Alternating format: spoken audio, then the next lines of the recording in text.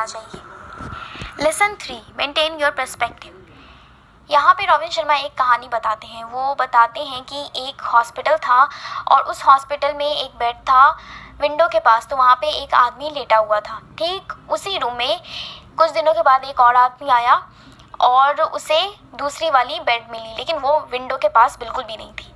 तो उन दोनों में दोस्ती हो गई, जो विंडो के पास लेटे हुए थे उनमें और जो विंडो के पास नहीं थे उन दोनों में दोस्ती हो गई।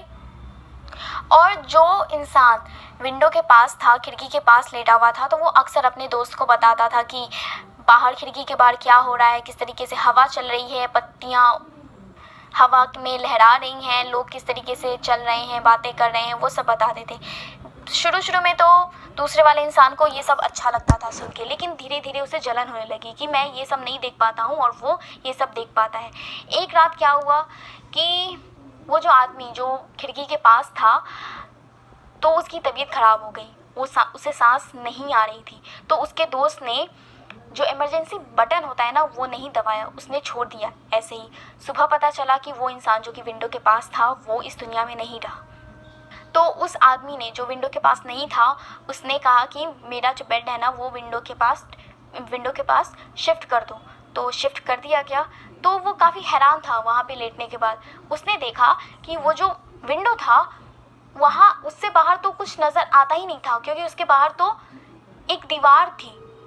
इसका मतलब क्या था, जो उसका दोस्त था ना, वो उसे अपने इमेजिनेशन के थ्रू उसे कहानियाँ बताता था, ताकि उसके दोस्त की जो सफरिंग है वो थोड़ी सी कम हो जाए, उसे कम दुख लगे और उसे अपने इस नेगेटिव टाइम में भी कुछ पॉजिटिविटी आ जाए।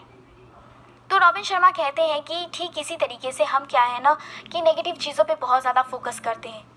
हम ये नहीं देख पाते हैं कि ये जो नेगेटिव सिचुएशन आया है इसमें भी हम किस तरीके से अपने आप को संभाल कर रख सके और उसमें भी किस तरीके से हम पॉजिटिविटी ला सके, उसे हम नहीं देखते।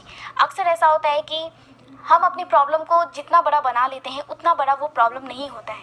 हमें इस तरीके से देखना चाहिए कि हम एक बहुत ही बड़े से ब्रह्मांड में रहते हैं, इतने बड़े यूनिवर्स में रहते हैं, और एक छोटे से प्लैनेट के ऊपर हम रहते हैं, और उस छोटे से प्लैनेट के ऊपर भी हम कितने छोटे से एक जीव हैं, और हम अपने प्रॉब्लम को इतना बड़ा बना लेते हैं। तो अगर हम इस तरीके से देखें तो हमें पता चलेगा कि हमारा प्रॉब्लम इतना बड़ा नहीं है, और हम अपने नेगेटिव सिचुएशन में भी पॉजिटिव रहना सीख लेंगे। हम बहुत ही कम टाइम के लिए इस पृथ्वी के ऊपर आए हैं, इस प्लैनेट के ऊपर आए हैं, तो हमारे पास बहुत कम टाइम है, तो हमें उसे अच्छे से जीना चाहिए, खुशी खुशी जीना चाहिए। ठीक उसी इंसान की तरह जो खिड़की के पास था और उसे कुछ नज़र तो आता नहीं था, लेकिन वो अपना इमेजिनेशन इस्तेमाल करके वो अपने